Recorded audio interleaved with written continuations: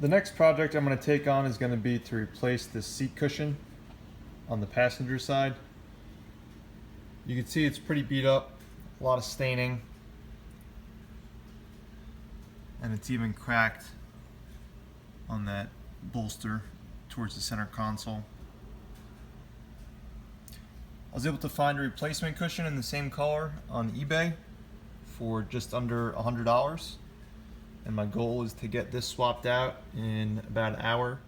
Alright, let me show you where I'm at with this project. So I would recommend not disconnecting your battery until you know for sure that you're done adjusting the seat mechanism.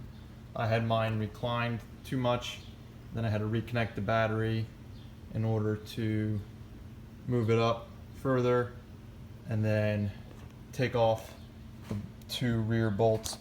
The bolts that hold the seat to the car are E12 size. So I got a socket set from Harbor Freight for like $14. They had those there in stock. They're torqued on pretty good, so I would recommend a 1/2-inch drive with a 3/8 step down. I didn't have it available and they were pretty difficult to get off with just an old 3/8 socket wrench.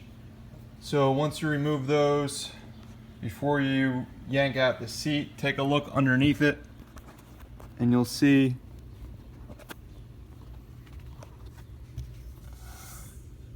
right, might be a little bit difficult to see. So right there, there's this big electrical harness, and it took me a few minutes to figure out how do I remove that until I realized it's possible to just twist it. I'll show you what I mean by that. So just twist it counterclockwise, and then that just separates. And there's a little clip on the side of it closest to the passenger door, about halfway down it, and you're gonna pull that out towards the passenger door.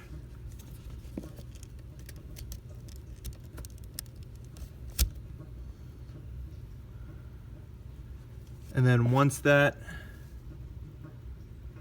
is pulled out, the front is going to disconnect. And that harness is the only thing that's required to be disconnected. Before you can pull out the seat, just be sure you carefully remove it so you don't scratch any paint on your door sills. I'm going to vacuum this up here. So with the seat out of the car, there's one Phillips head screw up here. Right now I have the seat upside down. So after you remove that one screw, then you pull these nubs out here and then use a flathead wedge underneath them. You'll be able to flip both of those down. With this electrical harness, again, it's a little bit strange. It took me a little bit to figure it out. So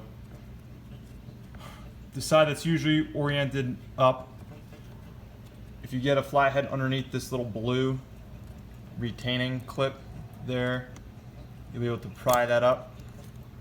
This blue clip comes out, and then you'll be able to slide this green harness out, and then with that you'll be able to snake it out from underneath the seat, and then I'll be able to work on fully removing the seat bottom. The seat flipped it on its side.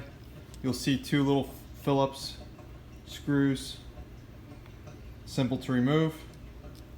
And then with this, you're going to want to push up on it and out, and that'll release this from the seat.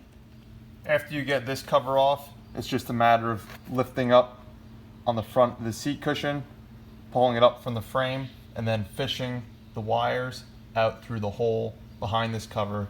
That'll allow you to get this assembly out of the way, and then swap seat cushions and put it back together. So this is what it looks like in the car. I think it came out pretty good, and it does a good job of cleaning up the interior a little bit.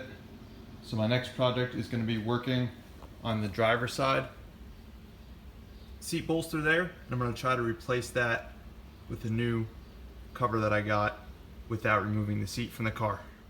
The last step is going to be to reconnect the negative terminal of your battery.